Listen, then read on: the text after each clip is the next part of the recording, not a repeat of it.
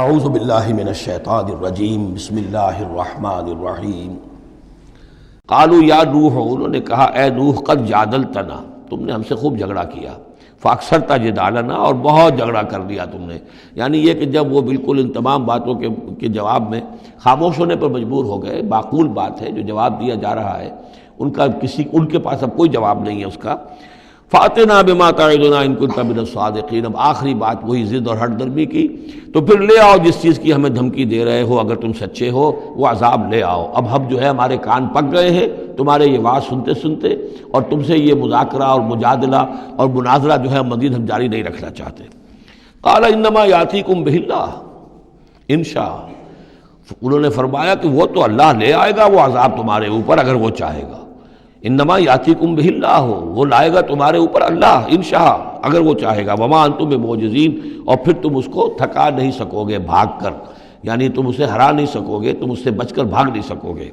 ولا ينفعکم نصحی ان اردت ان انصح لکم، اور میری نصیحت، میرا خلوص، میری خیر خواہی تمہارے حق میں کچھ مفید نہیں ہو سکتی، خواہ میں کتنا ہی تمہارا ناصح ہوں، کتنا ہی تمہارے ساتھ مخلص ہوں، نصیحت کر رہا ہوں، خیر خواہ ہوں، ان کان اللہ یرید ان یغویکم، اگر اللہ ہی فیصلہ کر چکا ہو کہ وہ تمہاری گمراہی کے اوپر اس کی مہر ثبت ہو چکی ہو، اگر اللہ تعالیٰ فیصلہ کر چکا ہے تو میری یہ سارا اخلاص اور خلوص اور دعوت اور نصیحت اور خیر خواہی اس کا کوئی نتیجہ نہیں نکلے گا۔ ہو ربکم، وہ تمہارا رب ہے، وإلیہ ترجعون، اور اسی کی طرف تم لوٹا دیے جاؤ گے۔ ام یقولون افتراہ، کیا یہ کہتے ہیں کہ یہ اے محمد صلی اللہ علیہ وسلم آپ نے اس کو گھڑ لیا ہے؟ قل ان افتریتہ فعلی اجرامی، اب یہاں درمیان میں حضرت نوح علیہ السلام کی بات چل رہی ہے اور آگے بھی چلے گی، لیکن درمیان میں ایک جملہ معترضہ ہے۔ یہ ساری باتیں اے نبی جو آپ کو ہم وحی کے ذریعے سے بتا رہے ہیں، یہ ساری جو گفت و شنید ہوئی تھی حضرت نوح علیہ السلام کے اور ان کی قوم کے درمیان، آپ کو کیسے معلوم ہوئی؟ آپ نے گھڑ لی ہے؟ آپ کو کوئی فکشن ہے، کوئی سٹوری ہے، کیا ہے؟ نہیں، یہ تو اللہ تعالیٰ کی طرف سے ہے۔ قل ان افتریتہ، کہہ دیجئے اگر میں نے یہ گھڑی ہوئی ہوں یہ چیزیں، فعلی اجرامی، تو پھر یہ میرا جرم ہوگا، اس کا وبال مجھ پر آئے گا، وانا بریء مما تجرمون، ورنہ پھر یہ ہے کہ جو جرم تم کر رہے ہو، جھٹلا رہے ہو، تو میں اس سے بری ہوں۔ وأوحی الی نوح، اور وحی کر دیا گیا نوح کی جانب، انہ لن یؤمن من قومک الا من قد آمن، اب کوئی اور شخص ایمان نہیں لائے گا تمہاری قوم میں سے سوائے ان کے جو ایمان لا چکے ہیں۔ فلا تبتئس بما كانوا يفعلون، سو اب جو کچھ وہ کر رہے ہیں آپ اس پر افسوس نہ کریں اور غمگین نہ ہوں۔ واصنع الفلک بأعیننا ووحینا، اور اب آپ کشتی تیار کیجئے، کشتی بنائیے ہماری نگاہوں کے سامنے، یعنی ہم دیکھ رہے ہیں اور ہمارے انسٹرکشنز کے مطابق، ووحینا معلوم ہوتا کہ اللہ تعالیٰ کی طرف سے ہر یعنی سٹیپ پر ان کو وحی آ رہی ہے، اور کہ اس طرح کرو، اتنی لمبی بناؤ، ایسی لکڑیاں تیار کرو، بِأَعْيُنِنَا وَوَحْيِنَا، ہماری نگاہوں کے سامنے اور ہماری ہی انسٹرکشنز کے مطابق، وحی کے مطابق۔ وَلَا تُخَاطِبْنِي فِي الَّذِينَ ظَلَمُوا، اب دیکھنا جو ظالم ہیں ان کے بارے میں مجھ سے خطاب نہ کرنا، مجھ سے دعا نہ کرنا، مجھ سے بات نہ کرنا کہ فلاں جو ہے یہ میرا عزیز ہے اور فلاں میرا رشتہ دار ہے۔ اب جو بھی ظالم ہے اس کے بارے میں تمہاری طرف سے کوئی نرم بات نہ آئے۔ انہم مغرقون، اب یہ سب کے سب غرق کیے جائیں گے۔ وَيَصْنَعُ الْفُلْكَ، اب وہ نقشہ دیکھیے آپ چشم تصور سے، خشکی پر بیٹھے ہوئے ہیں اور حضرت نوح علیہ السلام آس پاس سمندر کہیں ہے ہی نہیں اور وہ کشتی بنا رہے ہیں۔ وَيَصْنَعُ الْفُلْكَ، اور وہ بنا رہے کشتی۔ وَكُلَّمَا مَرَّ عَلَيْهِ مَلَأٌ مِّن قَوْمِهِ سَخِرُوا مِنْهُ، جب بھی ان کی قوم کے سردار ان کے پاس سے گزرتے تھے وہ مذاق اڑاتے تھے، کہ معلوم ہوتا اب تک تو ہم سمجھتے تھے کہ بہرحال یہ کچھ شاید بات بنا رہا ہے، جھوٹ بول رہا ہے، کیا کر رہا ہے، اب تو معلوم ہوتا بالکل ہی مت ماری گئی، اب کوئی جو ہے ہوش ٹھکانے نہیں رہے یہ، تو وہ ہنستے تھے۔ سخروا منہ قال ان تسخروا منا فإنا نسخر منکم کما تسخرون، حضرت نوح فرماتے تھے کہ تم اگر ہم سے اب اس تمسخر کر رہے ہو، مذاق اڑا رہے ہو،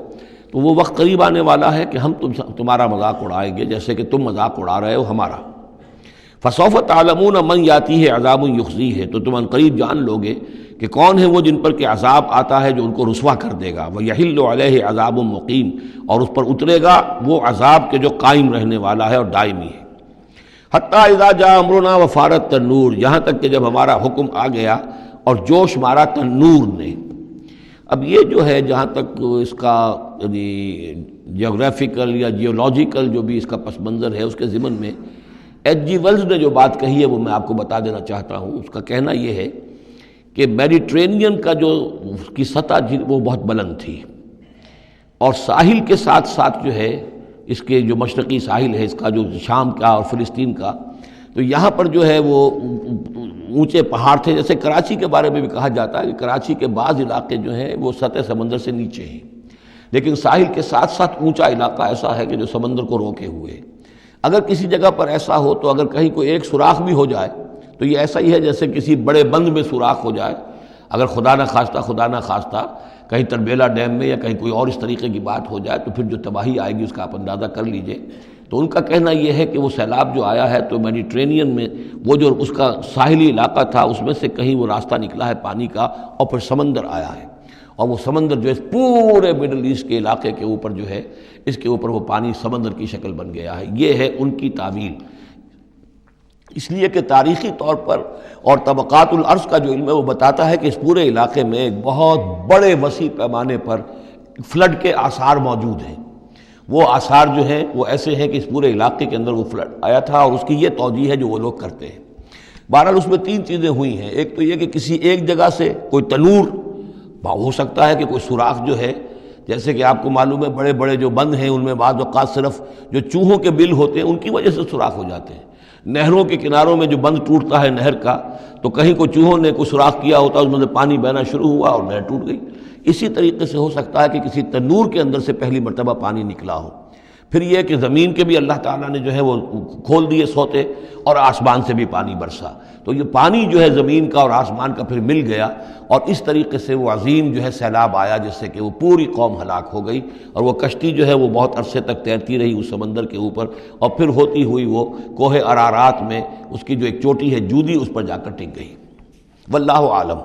ابھی اس پر مزید ضرورت ہے اصل میں کام کرنے کی. ویسے یہ خبریں بھی ہیں کہ بعض اوقات کوئی کشتی نما چیز دیکھی گئی ہے. یہ علاقہ جو ہے اصل میں کہ جو جہاں پہ ترکی کی سرحد ملتی ہے روس کے ساتھ، ادھر وہ آذربائیجان وغیرہ کا علاقہ ہے، ادھر پھر یہ ترکی ہے، اوپر روس کا علاقہ جو ہے، تو اس میں ادھر سے راستہ جو ہے بہت دشوار گزار ہے، چڑھ نہیں سکتے. روس کی طرف سے راستہ ہے، اس کی چوٹیوں پر بعض پائلٹس نے کہیں دیکھا ہے اور خبر دی ہے کہ کوئی بہت بڑی کشتی قسم کی شے جو ہے وہ کسی چوٹی کے اوپر رکھی ہوئی ہے. اور قرآن مجید چونکہ بار بار کہتا ہے کہ ہم اسے برقرار رکھیں گے، ایک وقت آئے گا کہ وہ لوگوں کے لیے ایک نشانی بن کر ظاہر ہوگی، تو اس سے معلوم ہوتا ہے کہ وہ کشتی اب بھی وہاں پر موجود ہے اور انسان جو ہے اس تک رسائی حاصل کرے گا. وفارت تنور حتی اذا جاء امرنا، وفارت تنور، جب ہمارا حکم آ پہنچا اور جوش مارا تنور نے، ابل پڑا تنور. قل نحمل فیہا من کل زوجین اثنین، تو ہم نے کہا اے نوح اپنی اس کشتی میں تمام حیوانات کا ایک ایک جوڑا رکھ لو، واہلک، اور اپنے گھر والوں کو بھی، اپنے گھر والے اہل و عیال کو، الا من سبق علیہ القول، سوائے آپ کے اہل و عیال میں سے وہ کہ جن کے بارے میں پہلے حکم گزر چکا ہے. یہ حضرت نوح کے خاندان میں سے ایک ان کی بیوی اور اسی بیوی کا بیٹا یام، تین بیٹے ان کے ساتھ بچے ہیں جو اہل ایمان تھے، حام، سام اور یافس. سام کی اولاد ہے وہ جو نیچے تمام ہم نے ابھی نقشہ دیکھا ہے، حضرت ابراہیم بھی سامی ہیں، اور یہ قوم عاد بھی سامی، قوم سمود بھی سامی، یہ سیمیٹک ریسز کہلاتی ہیں. لیکن یہ کہ حضرت حام کی اولاد، اب وہ اس تفصیل میں نہیں جا سکتا، اور حضرت یافس کی اولاد یہ اور دوسرے علاقوں میں جا کر آباد ہو گئے. یہ جو نیچے کی طرف اترے ہیں یہ حضرت سام کی نسل ہے. چوتھا بیٹا ان کا تھا یام، یا اس کا ایک خطاب اور بھی تھا کنعان، اور اس کی جو ماں تھی تو یہ مشرک تھے اور یہ اہل ایمان کے ساتھ شریک نہیں تھے، لہذا یہ کشتی میں شامل نہیں ہوئے. تو آپ اب رکھ لیجئے، سوال کرا لیجئے اپنی کشتی میں من کل زوجین اثنین، ہر نوع کا ایک ایک جوڑا تمام حیوانات میں سے، واہلک، اور اپنے گھر والوں کو، الا من سبق علیہ القول، مگر سوائے اس کے کہ جن کے اوپر پہلے سے حکم ہو چکا ہے. ومن آمن، اور باقی جتنے بھی اہل ایمان آپ کے ہیں ان سب کو بھی سوار کر لیجئے. وما آمن معہ الا قلیل، اور نہیں ایمان لائے تھے ان کے ساتھ مگر بہت ہی کم، نہ ہونے کے برابر. قلیل جو ہے انگریزی میں اے لٹل اور دی لٹل، ان دونوں میں جو فرق ہے، یہاں قلیل جو ہے دی لٹل کے معنی میں آیا ہے کہ بالکل نہ ہونے کے برابر. صدق اللہ العظیم.